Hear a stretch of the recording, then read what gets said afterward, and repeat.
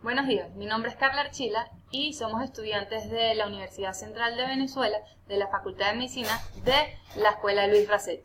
Vamos a estar hablando de lo que es la enterobiasis, una parasitosis importante del mito, y nuestro grupo se encuentra constituido por Carla Archila, mi persona, Alessandra Capozolo, Andrea Fernández y Mariana González. Vamos a hablar primero de un poquito de la situación actual de la enterobiasis. Muy importante y que hay que destacar es que esta es una parasitosis que se encuentra a nivel mundial, es decir, lo vamos a encontrar a todos lados del mundo. Se han hecho muchos estudios comparativos entre varios países donde tenemos que entre estos países que se les hizo un estudio comparativo, vemos que la incidencia mayor fue a nivel de la India. Entonces, hay que saber que esta parasitosis es la infección por el mito más común a nivel mundial. Aproximadamente 200 millones de personas están infectadas por enterobiosis. No tienen ninguna asociación con diferencias a nivel socioeconómico, raza o cultura en Estados Unidos. Es decir, en Estados Unidos se han hecho estudios donde demuestran que el nivel socioeconómico de la persona no altera la prevalencia o la incidencia de esta enfermedad. En cambio, en América del Sur, su prevalencia sí aumenta en las regiones en vías de desarrollo por la deficiencia de la higiene.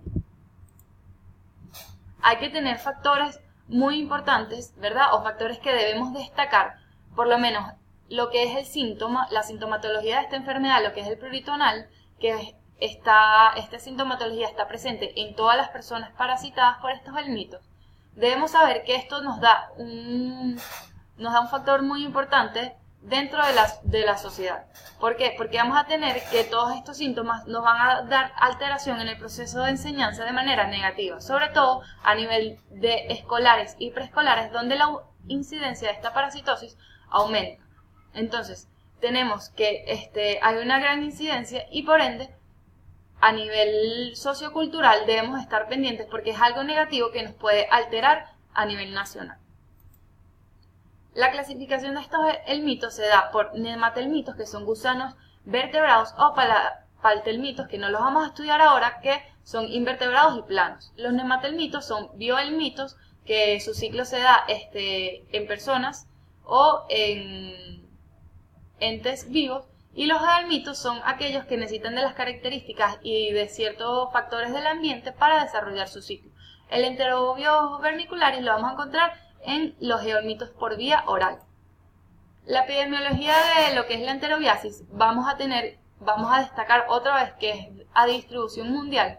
Sus factores de riesgo son el hacinamiento, la higiene personal y del hogar deficientes, como ya lo hablamos, la onicofagia por el factor o por la infección de autoinfección externa que tiene esta parasitosis. Vamos a tener también que un factor de riesgo es compartir ropas, el bajo nivel socioeconómico y las zonas rurales. También tenemos grupos de riesgo como son lugares donde hay contaminación y hacinamiento. Por ejemplo, en algunas cárceles, hospitales psiquiátricos, guarderías, ancianos, etc. se ha encontrado una alta prevalencia de la enterobiasis. Donde aumenta más aún la incidencia en edad preescolar y en edad escolar porque viene siendo lugares o guarderías donde tenemos constantemente un hacinamiento a los niños. Vamos a empezar con las generalidades de las Enterobius vermicularis, donde tenemos principalmente que su puerta de entrada es por vía oral inhalatoria o por autoinfección externa. Tenemos que la fuente de infección son los huevos con estadio larvario 1. En el humano se desarrollan los 4 estadios larvarios y también tiene un hábitat definitivo en el colon, que más adelante se lo explicarán con más detalles, y tiene un ciclo de vida monoxeno, que es muy importante destacar. Ok, yo les voy a hablar un poco más sobre los grupos de riesgo. Como ya se mencionó antes, el ciclo del Enterobius vermicularis está restringido casi exclusivamente al humano. Se distribuye en todo el mundo, aunque es más común en regiones templadas, siendo el nematodo más común en América. Este infecta principalmente a niños menores de 12 años que lo pueden adquirir al ingerir alimentos contaminados o al rascarse el ano por prurito, que es producido por la puesta de los huevos en la zona perianal y llevarse después las manos a la boca. A su vez, esta diseminación de persona a persona se va a facilitar por condiciones de hacinamiento, como por ejemplo, como ya se mencionó anteriormente, en las guarderías, en los colegios y en las instituciones para enfermos, entre otros. En todo el mundo se declaran o se han investigado que se han reportado que han habido 500 millones de casos de infección por este tipo de helmintos, siendo la más común en Norteamérica. Ok, les voy a hablar ahora un poco sobre su forma de presentación. Como ya se mencionó, este va a pasar por las fases del huevo, por fases de 4 larvarias y la de adulto. El huevo es ovoide, blanco, transparente, que tiene un lado aplanado, que va a asemejar la letra de la D, y tiene una membrana doble. Su longitud va a variar entre 50 a 60 micrómetros y de 20 a 30 micrómetros de ancho. Y desde la ovipostura están evolucionando, por lo que normalmente se pueden observar las larvas en su interior. Los adultos de Enterobius vermiculares son fusiformes, de coloración blanco nacarado, y presentan 3 labios, que se puede ver en la lámina siguiente. Puede una boca trilabiada con expansiones cefálicas, o también llamadas aletas cefálicas. Y se aprecia un gran bulbo esofágico y una espícula copulatoria en la región posterior. Ok, entonces podemos ver que la extremidad posterior del macho, este va a ser el macho, la extremidad posterior es fusiforme y es más ancha que el de la mujer. La mujer también es fusiforme, pero su extremo posterior es más delgado. La del macho será incurvado ventralmente y en total todo el parásito adulto va a medir entre 2 a 5 milímetros de largo y de 0.1 a 0.2 milímetros de ancho.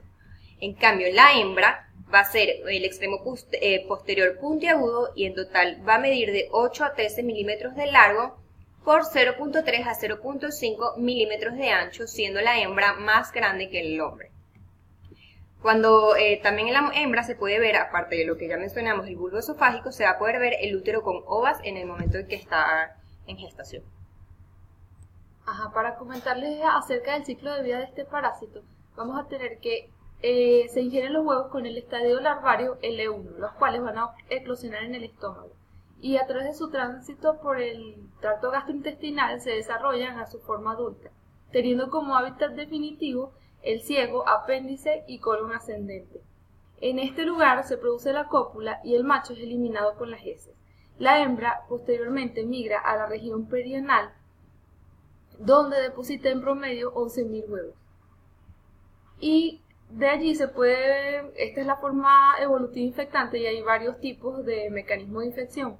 Puede haber el ciclo de autoinfección externa por el ciclo ano-mano-boca, en el cual los pacientes se rascan y ingieren nuevamente los huevos. Estos pueden ser depositados en fómites, objetos, produciéndose el mecanismo de infección por heteroinfección, o también el mecanismo de autoinfección interna, en el cual el huevo eclosiona y la larva migra nuevamente al interior del intestino grueso y se produce nuevamente la infección.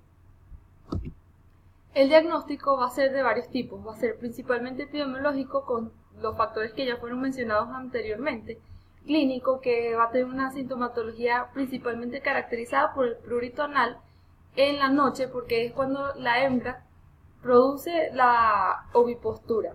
Escoriaciones en la región perianal debido al prurito anal, los pacientes se rascan y pueden producir estas lesiones. En la hembra, por la migración errada de los parásitos, puede producirse vulvovaginitis o granulomas pélvicos, y otros relacionados con las complicaciones pueden ser anorexia, irritabilidad o dolor abdominal. Para el diagnóstico es principalmente parasitológico, que se va a basar en la identificación microscópica de los huevos. El principal método utilizado es el método de Graham, el cual se basa en colocar una cinta adhesiva transparente alrededor de un bajalenguas, colocando el lado adhesivo hacia la parte externa, y se pide al paciente que se coloque en posición de cúbito ventral y con la mano no hábil se separa la región glútea y con la paleta se trata de adherir a la cinta los huevos que estén depositados en el margen perianal. Esta cinta se coloca en una lámina portaobjetos, procurando extenderla lo más posible sin que queden arrugas, y se envía para su análisis. Es un método que tiene una sensibilidad que varía desde un 75 a 90% dependiendo de los estudios que lo evalúen, y tiene una especificidad del 100%. De preferencia se debe hacer en la mañana porque es cuando se va a encontrar mayor proporción de huevos, ya que la ovipostura, como les dije anteriormente, se produce en la noche y antes del aseo o cambio de pañal del bebé o de ropa. Otros métodos utilizados es el examen directo de heces, en el cual no es muy recomendable hacerlo porque solamente se encuentran huevos en un 10%. El escobillado anal, que es un método muy similar al Graham, pero es de preferencia para realizarlo en mayores de 12 años o adultos, se realiza limpiando la zona perianal con un trozo de gasa humedecida en agua o solución fisiológica y posteriormente se introduce en un envase previamente esterilizado en formol. Este material del formol se centrifuga y se descarta el sobrenadante, y el análisis del sedimento es donde se van a encontrar los huevos. El pin tape, que es un método nuevo pero con menor sensibilidad que el Graham de 71%, es un dispositivo de vinil que tiene en su parte superior una superficie engomada en la que antes de dormir se coloca en el margen perianal y se retira en la mañana. Posteriormente se envía para su análisis y de igual forma se van a encontrar los huevos adheridos al tape y observados en la lámina portaobjetos. Otro método es la observación de los adultos en el margen perianal por inspección con linterna, pero este método es poco específico y sensible, ya que muy pocas veces podemos encontrarlos.